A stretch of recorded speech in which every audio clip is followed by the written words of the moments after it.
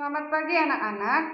Hari ini kita akan mempelajari statistika, yaitu tentang penyajian data dalam bentuk diagram batang.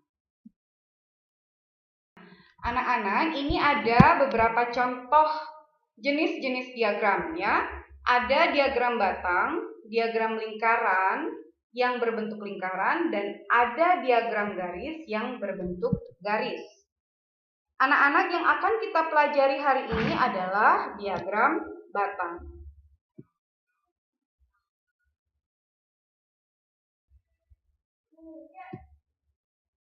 Nah, diagram batang adalah grafik yang mewakili data dalam bentuk persegi panjang vertikal atau horizontal.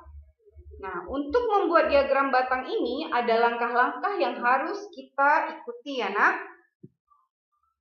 Langkah pertama, kita membuat garis vertikal dan horizontal terlebih dahulu. Setelah itu, garis horizontal kita isi dengan kategori, dan garis vertikal kita isi atau menunjukkan frekuensi atau banyaknya jumlah data. Dan yang ketiga, kita perhatikan data di tabel yang menunjukkan data terbesar dan terkecil ya, berarti kita urutkan sehingga kita bisa mengatur jarak pada sumbu vertikalnya agar semua data tercakupi. Dan setelah itu kita menggambar setiap data pada sumbu yang telah disediakan. Nah, untuk lebih jelasnya, Miss akan mencontohkan satu buah soal ya. Perhatikan di sini ada tabel jumlah pasien rumah sakit sayang ibu. Nah, ini berarti adalah data yang dikumpulkan mulai dari hari Senin sampai hari Minggu. Dicatatlah setiap hari jumlah pengunjung atau pasien yang mendatangi rumah sakit sayang ibu ya. Didapat hari Senin ada 20 pasien, Selasa 30, Rabu 80, Kamis 50, Jumat 90, Sabtu 80, dan Minggu 40. Nah, anak-anak perhatikan ya bagaimana cara membuat diagram batangnya. Kita akan membuat garis vertikal dan horizontal terlebih dahulu. Nah, garis vertikal itu yang seperti ini ya nak, garis yang tegak lurus ke atas. Ya, itu adalah garis vertikal. Kemudian, garis horizontal adalah garis yang mendatar.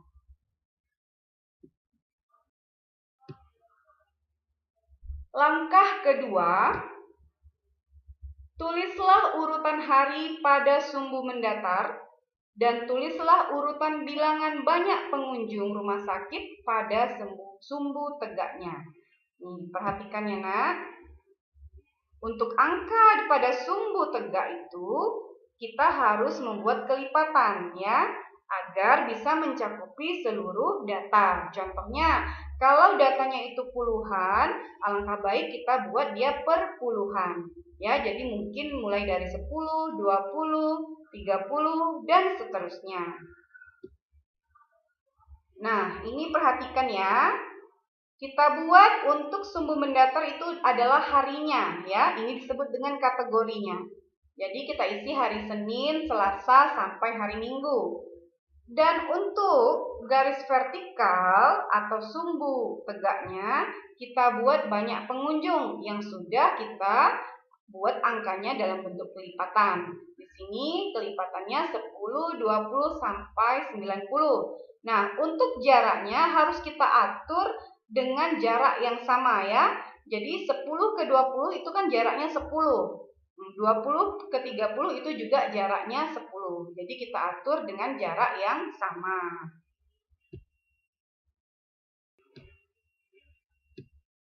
Langkah ketiga, kita buat gambar bentuk persegi panjang atau balok setinggi frekuensi banyak pengunjung ya nak, berdasarkan tabel yang kita dapatkan tadi. Nah, perhatikan di sini. Kita bandingkan ya data di tabel dengan data di diagram batang. Lihat ya nak, hari Senin itu ada 20 pasien. Nah, di hari Senin ini Diagram batangnya kita buat persegi panjang setinggi 20. Nah, untuk lebih jelas anak Miss lihat garis putus-putus berwarna merah ya. Untuk hari Senin itu, garis putus-putus itu menunjukkan nilai 20. Kemudian untuk hari Selasa, dari tabel ada 30 pasiennya. Nah, berarti kita buat persegi panjang setinggi 30. Perhatikan, garis putus-putus berwarna merahnya menunjukkan angka 30. Kemudian hari Rabu, dari tabel jumlah pasiennya 80. Jadi kita buat persegi panjang setinggi 80 ya. Perhatikan garis putus-putusnya itu menunjukkan angka 80. Dan begitulah seterusnya untuk hari Kamis, Jumat, Sabtu, dan Minggu. Nah, dari sini kita bisa ngambil kesimpulan ternyata membuat diagram batang itu lebih mudah kita buat tabel terlebih dahulu.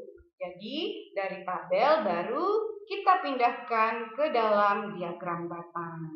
Semoga penjelasan ini cukup dimengerti ya nak. Selanjutnya Miss berikan latihan yang bisa kalian baca ya di sini. Tugas kalian adalah 1. Buatlah tabel jumlah becak berdasarkan warnanya. Dan yang kedua, buatlah diagram batangnya sesuai data. Nah, anak-anak, jika ada pertanyaan, bisa langsung menghubungi WA Miss. Semoga dimengerti dan selamat belajar.